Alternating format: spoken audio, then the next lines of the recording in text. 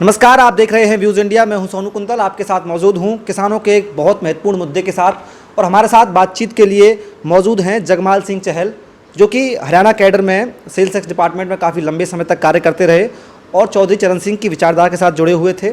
काफ़ी लंबे समय से किसानों और उनकी खेतीबाड़ी के लिए अपने लेख लिखते रहते हैं ट्विटर पर, फेसबुक पर और तमाम जगह अपने विचारों से किसानों के लिए कुछ ना कुछ करने की कोशिश करते रहते हैं। फिलहाल उनसे बातचीत होगी 5 जून के उन 3 अध्यादेशों के बारे में जिनको मोदी सरकार लाई है इस बिना पर कि ये किसानों के लिए उनकी आय दोगुनी करने में सफल हो जाएंगे 2022 तक। परंतु जितने भी भारत में किसानों से संबंधित मोर्चे हैं, जितने भी संगठन हैं, वो इनका पूरी तरह से विरोध कर रहे हैं। उनका कहना है कि इन तीनों अध्यादेशों को किसी भी कीमत पर जल्द से जल्द वापस लिया जाना चाहिए, नहीं तो किसान बहुत जल्द अपनी ज़मीनों को कौड़ियों के दामों पर बेचते नजर आएंगे। मैं उनसे इसी मुद्दे पर बात करना चाहूँगा कि आपकी नाराज़गी इन अध्यादेशों को लेकर इतनी क्यों है? क्या घाटा हो सकता है किसानों को इससे? सबसे बड़ी बात जो इन 3 अध्यादेश के बारे में है वो ये है कि ये किसी से भी विचार विमर्श करके लागू नहीं किए गए। ना किसी किसान संगठन से बातचीत हुई, ना किसी विपक्षी पार्टी से बातचीत हुई और ना ही नाना प्रकार की जो किसान यूनियन हैं, किसान चिंतक हैं, किसान हितैषी हैं या एग्रीकल्चरल साइंटिस्ट हैं या जो विचारक हैं, उनमें से किसी की भी सलाह नहीं ली गई। और इस कोरोना काल में ताकि इसका विरोध खुल के ना हो सके, इसको गलत समय पर लागू किया गया है। आप, मेरा एक सवाल यहीं से निकलता है, आप कह रहे हैं कि बिना किसी से चर्चा किए, बिना किसी किसान संगठनों से इसको अध्यादेश लाने की ज़रूरत ही क्या थी? इसको नॉर्मल बिल क्यों नहीं लेके आए? अब वैसे भी 5 जून तक तब तक जो गेहूं की फसल थी बिक चुकी थी, धान की फसल बिकने में टाइम है, तो बीच में अध्यादेश क्यों? जब सत्र आने वाला है तो नॉर्मल बिल क्यों नहीं लाया, अध्यादेश क्यों लाया गया फिर? इसमें जो सरकार की मानसिकता है वो साफ नज़र आती है। इनकी नीयत ठीक नहीं है, क्योंकि ये उस समय पे लाए जब सड़कों पर विरोध किसान कोरोना की वजह से ना कर सकें। और अब भी कोई विरोध प्रदर्शन होता है या कोई रैली का भी बात होती है तो उसमें प्रशासन ये कहता है कि भाई कोरोना काल है, बीमारी फैल जाएगी, आप विरोध पर मत आइए। तो ये इन्होंने जानबूझकर ऐसा समय चुना है। इससे इनकी नीयत साफ नजर आती है कि इनके इरादे ठीक नहीं हैं। इसमें जो तीसरा अध्यादेश है, मैं तीसरे से शुरू करूँगा फिर पहले पे आएंगे। जो एसेंशियल कमोडिटी एक्ट 1995 है उसमें अमेंडमेंट किया गया है। मैं आपको दर्शकों को पहले बता देता हूं कि जो ये एक्ट है इसमें ये है कि इस चीज़ में जो चीज़ें इसमें आती हैं, जो डेली उपयोग की चीज़ें हैं, उनके उत्पादन पर, उनकी कीमत पर, उनके भंडारण पर और उनकी सप्लाई पर सरकार नियंत्रण रखती है। ना तो उनका ज़्यादा भंडारण कर सकते हैं, ना ही उनकी कीमत एक लिमिट से ज़्यादा हो सकती हैं। तो उसमें से सरकार ने अनाज, दाल, आलू और प्याज जैसी कुछ चीज़ों को उससे बाहर कर दिया है। इसमें सरकार का कहना है कि इससे किसानों को फ़ायदा होगा। इन चीज़ों को एक्ट से बाहर करने से किसानों को फ़ायदा कैसे होगा? देखो, जहाँ तक उत्पादक की बात है और उपभोक्ता की बात है, ये एसेंशियल कमोडिटीज एक्ट में जो संशोधन किया है ये उपभोक्ता के भी खिलाफ है और उत्पादक के भी खिलाफ है। ये केवल ट्रेडर्स के फायदे के लिए है ताकि वो गोडाउन्स में अपना माल अनलिमिटेड यानी असीमित रख सकें और फिर उसको ऊंचे दामों पर बेच सकें। इसमें उत्पादक और उपभोक्ता का बिल्कुल ध्यान नहीं रखा गया है। ये अमेंडमेंट केवल व्यापारियों को और बड़े कारोबारियों को ध्यान में रखकर किया गया है। लेकिन वो कह रहे हैं कि जब इसको हम इससे बाहर कर देंगे, सरकार का नियंत्रण नहीं होगा अनाज की मूल्य पर, तो किसान इसको जब चाहे जितने चाहे कीमत पर बेच सकेगा। 86% किसान 2 एकड़ की भूमि के कम मालिक हैं, तो वो 86% क्या संगठित होकर इस तरह का कोई फैसला ले सकते हैं? उनको तो जल्दी से जल्दी बेचना है ताकि बच्चे की स्कूल की फीस दी जाए, छोटा मोटा लोगों की पंसारी की इधर उधर की उधार दी जाए। वो क्या लड़ेंगे इनके साथ वो? अच्छा, तो अगला बिल इनका है फार्मर्स एम्पावरमेंट एंड प्रोटेक्शन, उनकी समृद्धि और उनकी सुरक्षा। इसमें खेतीबाड़ी की बात है कि किसान एक एग्रीमेंट करेंगे एक आदमी के साथ और तब किसान उसके लिए किसानी करेगा। इसमें क्या बुराई दिखती है आपको? इसमें ऐसा है कि ये कान को एक तरफ से ना पकड़कर दूसरी तरफ से पकड़ा गया है। इसमें बड़े बड़े कारोबारी, मल्टीनेशनल कंपनीज इन्वॉल्व होंगी, क्योंकि लार्ज एरिया जो एग्रीकल्चरल लैंड का है उसको ये बड़े कारोबारियों को देने का एक प्लान है। जैसे कि रोमानिया में इसी तरह का कुछ आया था। 40% खेती योग्य भूमि रोमानिया की मल्टीनेशनल कंपनीज के पास है। विदेशी निवेशकों के पास है। तो यहाँ पर मान लो केला अडानी या अंबानी नहीं सारी ज़मीन खरीद पाएगा या ठेके पर ले पाएगा, उसके लिए मल्टीनेशनल कंपनीज आएंगी। और हमारे प्रधानमंत्री ने भी इन आदेशों के लागू होने के आसपास अमेरिकन मल्टीनेशनल कंपनीज को इनवाइट किया था कि वो खेती के क्षेत्र में निवेश करें। तो ये साफ साफ है कि ये गेम प्लान है। गेम प्लान है या तो, लेकिन सरकार कह रही है कि पहले ही एग्रीमेंट बनेगा किसान के बीच में और व्यापारी के बीच में, कौन सी फसल उगानी है, कितने रेट पर उगानी है, उसको विदिन 3 डेज आफ्टर डिलीवरी पे पेमेंट मिलेगा। एग्रीमेंट की बात मैं बता रहा हूँ आपको, 86% लोग 2 एकड़ से कम भूमि के मालिक हैं। वो 20-20 पेज एग्रीमेंट के अंग्रेजी में लिखे हुए या हिंदी में कैसे पढ़ेंगे? आप बैंक से लोन लेने जाते हो, आपको 40 साइन करने पड़ते हैं, इतना बड़ा है। मैं कहता हूँ कि आज तक किसी ने भी वो कागज नहीं पढ़े होंगे जिसने लोन लिया है। उनमें ऐसी धाराएं जोड़ दी जाएंगी कि जिससे किसान को मजबूरन अपने ही खेतों पर मजदूरी करनी पड़ेगी कुछ टाइम के बाद। शुरू में वो लालच दे सकते हैं, जैसे 40,000 रुपये का प्रति एकड़ ठेका, वो शुरू में 60,000 भी दे देंगे और कुछ एडवांस भी दे देंगे किसानों को। और फिर किसानों को ये कहेंगे भी तुम खाली बैठे, तुम अपने फार्म पे लेबर कर लो। एक किस्म से वो अपने ही फार्म पे ठेका भी लेंगे और वहाँ मजदूरी भी करेंगे। देखने में तो अच्छा लगता है, परंतु ये लोगों की जो मालिकाना कंसेप्ट है भूमि का, उसको ख़त्म करने का एक सोचा समझा प्लान है। अच्छा, इसमें एक प्रोविज़न आता है, जैसे कि मैं सामने मेरे रखा हुआ है, ड्राफ्ट रखा हुआ है। इसमें यह है कि पहले से ही उसकी क्वालिटी, उसकी सप्लाई, उसकी क्वांटिटी, ग्रेड, स्टैंडर्ड प्राइस सब कुछ फिक्स होंगे। लेकिन खेतीबाड़ी में जितना मेरी कम बुद्धि है, उसके हिसाब से खेती में तो क्वालिटी पहले से निर्धारित हो ही नहीं सकती।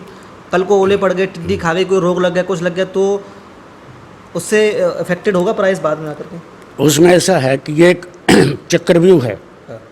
लोगों को के साथ एग्रीमेंट किया जाएगा। एग्रीमेंट के 20 पेज होंगे, उनमें क्या क्या लिखा होगा वो राम जाने। ठीक है ना, पढ़ने की फुर्सत किसान को होगी बिल्कुल, और ना किसी को होगी। चलो उस बात को भी छोड़ दीजिए कि एग्रीमेंट में वो थोड़ा बहुत एडवांस भी देंगे कि आपकी फसल हम खरीदेंगे, और वो किसान बंध जाएगा कि मैंने फसल इन्हीं को बेचनी है। फिर वो जब फसल तैयार हो गई, उसमें मॉइस्चर के बहाने दाना काला पड़ गया, इसके बहाने, या दाना छोटा रह गया, इसके बहाने वो कम रेट देंगे।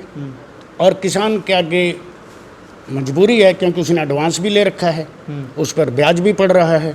तो एक किस्म से वो एक पुराना जमींदारा सिस्टम शुरू करने का प्लान है, जिसमें हजारों एकड़ का मालिक एक जमींदार होता था और उस पर खेती करने वाले टिलर बंधुआ किसान। तो ये उस तरफ चीज़ ले जा रहा है ये अध्यादेश, तो खासकर जो ये एग्रीमेंट वाला है।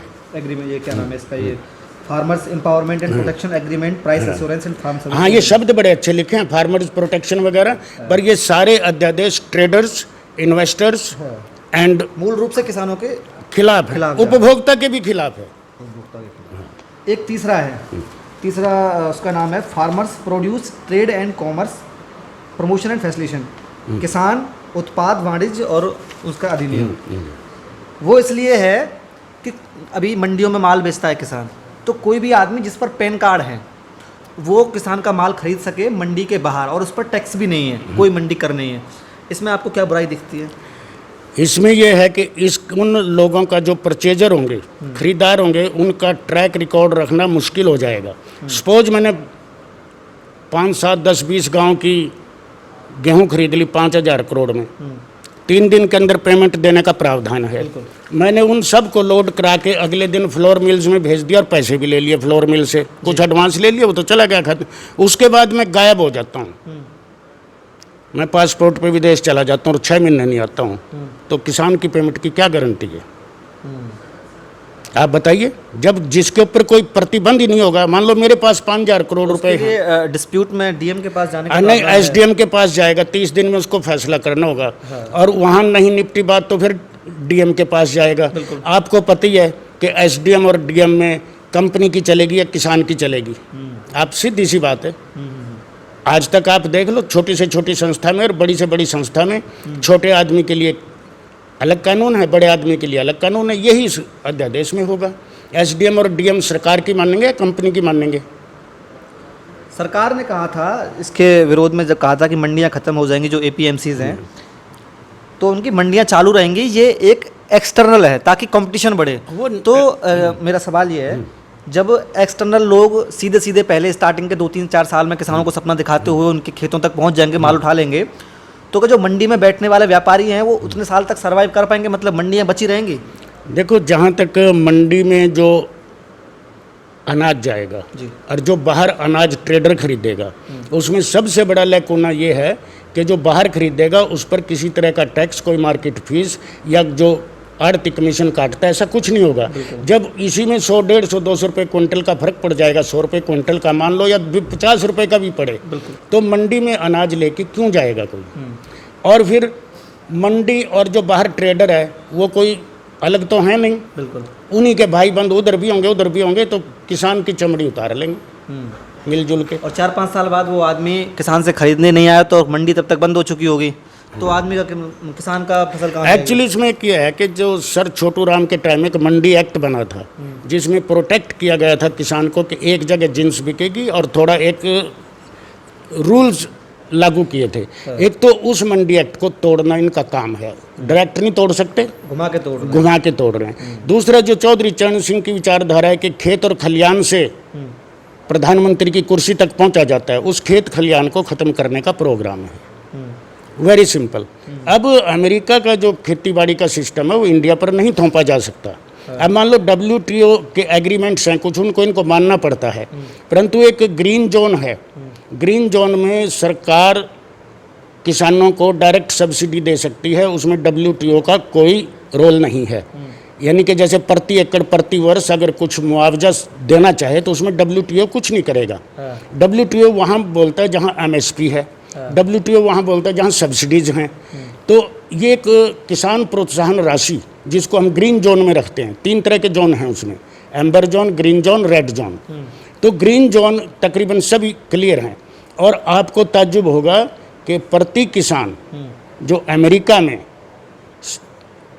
प्रोत्साहन राशि दी जाती है वो इंडिया से कम से कम 40 गुना है जी। अगर हमारा $250 ग्रीन जोन में बैठता है प्रति एकड़ जी, चाहे वो किसी भी वे में है, जी जी। वहाँ पर ये $6,100 के करीब बैठता है। अच्छा, मेरा यहाँ पे सवाल ये है, सरकार कह रही है कि जो परचेज़र है किसान का माल खरीदने के लिए उसके घर तक, उसके खेत तक जाएगा, तो क्या ये परचेज़र वहाँ तक जाएगा जहाँ तक सरकार की सड़क नहीं पहुँची अभी तक, जिन गाँवों में? नहीं, वहाँ तक भी है, वो तो खुद किसान मेन रोड पे लेके आ जाएगा।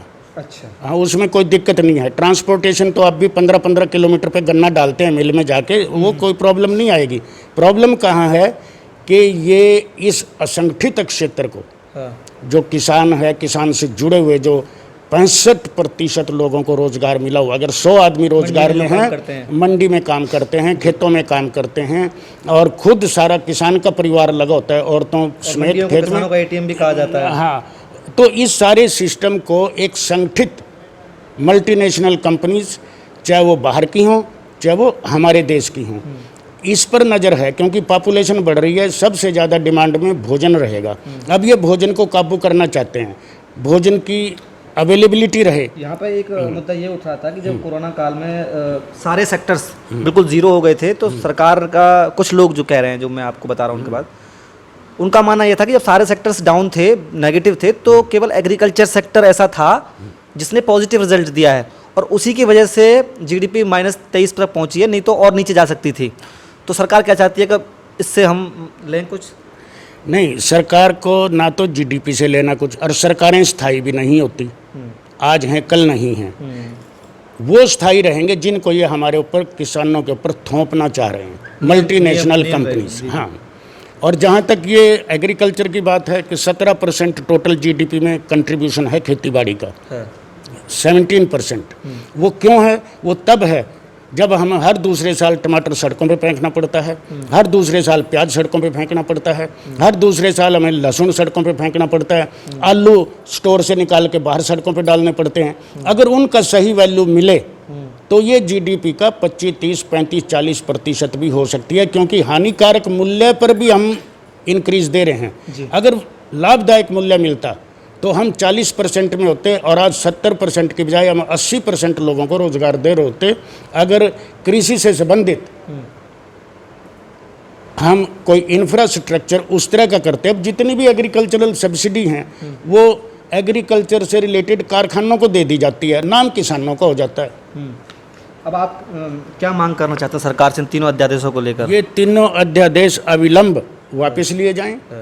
पहले इन पर बहस होनी चाहिए संसद में, नॉर्मल बिल लेकर आओ। नहीं, ये बहस के काबिल भी नहीं है ये अध्यादेश, ये तो वापस ही होने चाहिए, इनमें बहस की कोई गुंजाइश नहीं है। एक ऐसा क्षेत्र है ये कृषि क्षेत्र कि ये अपने आप हजारों सालों से चल रहा है। इन्होंने बीज का आविष्कार किया, इन्होंने नाना प्रकार के फल पौधों का आविष्कार किया।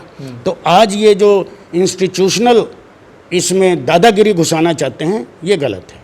हाँ, एग्रीकल्चर यूनिवर्सिटी ठीक है, बाकी खेती बाड़ी के रिसर्च सेंटर ठीक हैं, बाकी ऑर्गेनिक इनऑर्गेनिक जो भी खेती का मामला है उसमें आगे आए, पर मतलब किसानों से मालिकाना हक जो छीनने का इनका ये छिपा हुआ एजेंडा है, इससे बाज आएं, क्योंकि इससे देश में अशांति का वातावरण पैदा हो जाएगा। हजारों साल से ये परंपरा चली आ रही है, खेत खलियान में उस किसान का गुजारा भी है, एक इज्जत से अपना रोटी खाता है, अपने बच्चों की फीस भरता है, और बहुत छोटे किसान रह गए हैं। अगर उनको भी ये मजदूर बनाने पे तुलाए तो ये अच्छी बात नहीं है। और अविलंब ये तीनों अध्यादेश वापिस होने चाहिए, इसमें कोई दो राय नहीं, एक ही राय है कि ये वापिस होने चाहिए। और लाभकारी फसल मूल्य मिलता तो ये जो आज +3.4 आई है ग्रोथ एग्रीकल्चर में, ये 10% होती, और 10% का मतलब होता है ये जो ऊपर 23% में संगठित में, आप ये देखें कि 23% जो संगठित था, सारा इंडस्ट्री बंद, ट्रांसपोर्टेशन बंद, ऑयल कंजम्पशन बंद, सारा कुछ बंद, जो जिसका ये मतलब ढोल पीटते रहते हैं वो सारे 23% कम हो पाया, यानी कि 70% जो टिका रहा वो सिर्फ वो असंगठित क्षेत्र की वजह से टिका रहा। नाई, तेली, कुम्हार, रेडी वाला, फड़ी वाला, खोखे वाला, किसान, और ये वो इन असंगठित क्षेत्रों की वजह से इकोनॉमी टिकी रही। जो संगठित क्षेत्र हैं वो सिर्फ बैंक का पैसा खाने के लिए एक एजेंडा है। ठीक है, उनका कंट्रीब्यूशन है, पर हम ये नहीं कह सकते कि बैंकों को लूट कर आप अपनी अर्थव्यवस्था को बढ़ाएं और फिर जरा सा झटके में 23% माइनस आ जाएं। तो जगमाल सिंह चहल जी का मानना है कि तत्काल प्रभाव से तीनों अध्यादेशों को वापस लिया जाना चाहिए। और मैं आपसे विनती करता हूं कि अगर आप किसानों के बारे में सोचते हैं या फिर नहीं सोचते हैं तो आपको सोचना चाहिए, क्योंकि जीडीपी में जब कोरोना काल में सब कुछ बंद था तो उनकी वजह से ही आज हमारी जीडीपी -23 पर है, नहीं तो पता नहीं कहाँ होती। तो आप व्हाट्सएप फॉरवर्ड और फेसबुक की लिखी हुई पोस्टों पर भरोसा ना करें, ड्राफ्ट को डाउनलोड करें और उसके बाद पढ़ें, उसके बाद अपने विचारों को सरकार के सामने रखें। जो भी हैं आपके, हम आप पर अपने विचार नहीं थोपना चाहते। आपको अच्छा लगा तो हमारे वीडियो को शेयर करें, साथ में लगा चैनल को सब्सक्राइब करें ताकि हमारी ऐसी वीडियो आए तो आपको पता लग सके। कैमरामैन राहुल कुमार के साथ सोनू कुंतल, व्यूज़ इंडिया। धन्यवाद।